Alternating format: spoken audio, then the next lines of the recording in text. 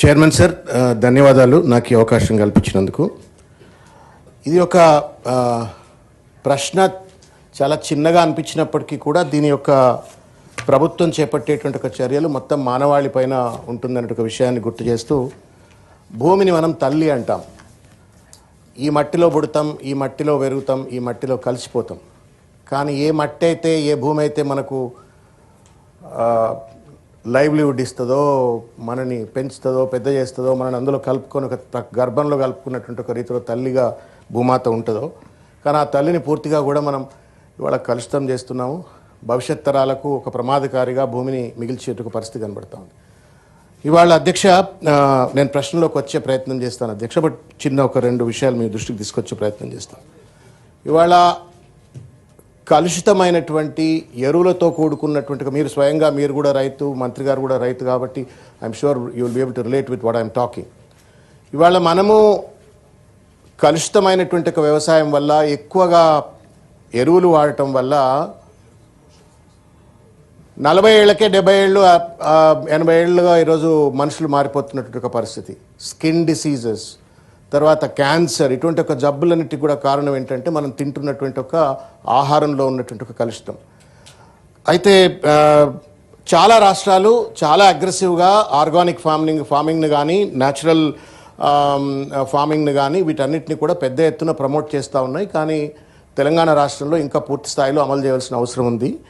ఎందుకు అవసరం చేయవలసిన అవసరం ఉంది అంటే, ఒకటి మానవాళికి ఉపయోగకారిగా ఉంటుంది అని చెప్పని, భవిష్యత్ తరాలకు ఒక మంచి హెల్దీ అండ్ వెల్బీయింగ్ సొసైటీని ఇవ్వడం కోసంతో పాటుగా సస్టైనబుల్ డెవలప్మెంట్ గోల్స్ను ఒకవేళ ప్రభుత్వం అచీవ్ చేయాలన్నా తప్పనిసరిగా సేంద్రీయ వ్యవసాయాన్ని పెంచవలసిన అవసరం ఉంది. అదేవిధంగా నెట్ జీరో గోల్స్ ఏదైతే UN గోల్స్ ఏదైతే ఉన్నాయో వాటిని అచీవ్ చేయాలంటే కూడా మీరు పెద్ద ఎత్తున ఈ యొక్క సేంద్రీయ వ్యవసాయాన్ని పెంచవలసిన అవసరం ఉందని చెప్పని తెలియజేస్తారు అధ్యక్ష.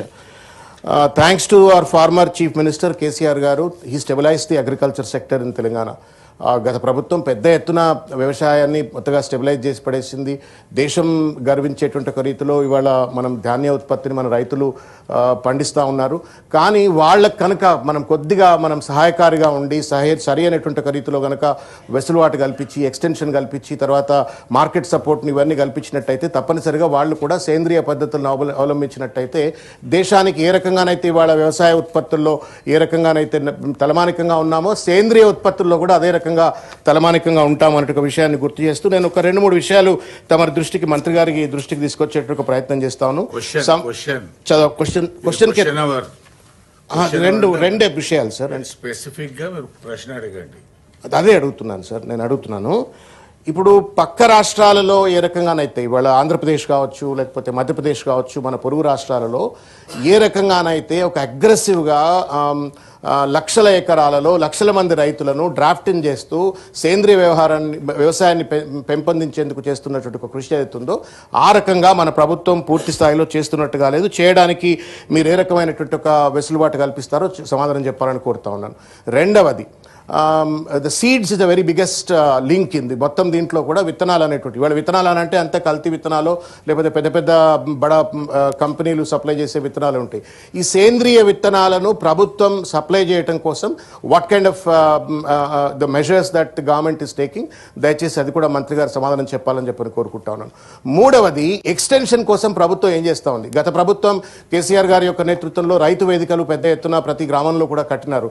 వాటిని వినియోగించుకోనైనా సరే రైతు వేదికల ద్వారా రైతులను ఎడ్యుకేట్ చేయడం కోసము, ఈ సేంద్రీయ వ్యవసాయాన్ని పెంపొందించడం కోసం ఏ రకమైన చర్యలు చేపడతారో దయచేసి అది చెప్పాలని చెప్పని కోరుతా ఉన్నాము. తర్వాత ఇంకొక ముఖ్యమైన విషయం ఏంటంటే అధ్యక్ష, 30 సెకండ్స్ సప్లిమెంటరీలో ఓన్లీ 2. నేను కొత్తవాడిని అధ్యక్ష, కాబట్టి నాకు కొంత వెసులుబాటు ఇస్తే ఇవ్వండి అధ్యక్ష. ఇది ప్రజలకు సంబంధించింది అధ్యక్ష, రాజకీయాలకు సంబంధించింది కాదు అధ్యక్ష. శ్రావణ్ కుమార్ గారికి బాగా సభలలో మాట్లాడే మంచి నైపుణ్యత ఉంది, దాంట్లో ఏమీ అనుమానం లేదు. కానీ క్వశ్చన్ అవర్లో ఓన్లీ 2 సప్లిమెంటరీస్ మాత్రం అడగాల అధ్యక్ష. ప్రజలందరికీ సంబంధించింది, మనకు కూడా సంబంధించింది అధ్యక్ష. మనం కూడా అన్నం తింటున్నావా, ఎరువు తింటున్నావా అర్థం కాని ఒక పరిస్థితి. కాబట్టి ఇది ప్రజలకు సంబంధించింది, దయచేసి అవకాశం అధ్యక్ష. చివరిగా ఇంకొక ముఖ్యమైన అంశం ఏంటంటే అధ్యక్ష, రైతులకు ఒకవేళ గనక సేంద్రియ వ్యవసాయం పోయినట్టయితే what kind of incentives that the government is providing అని చెప్పని కూడా సమాధానం చెప్పాలని చెప్పని కోరుతా ఉన్నాను.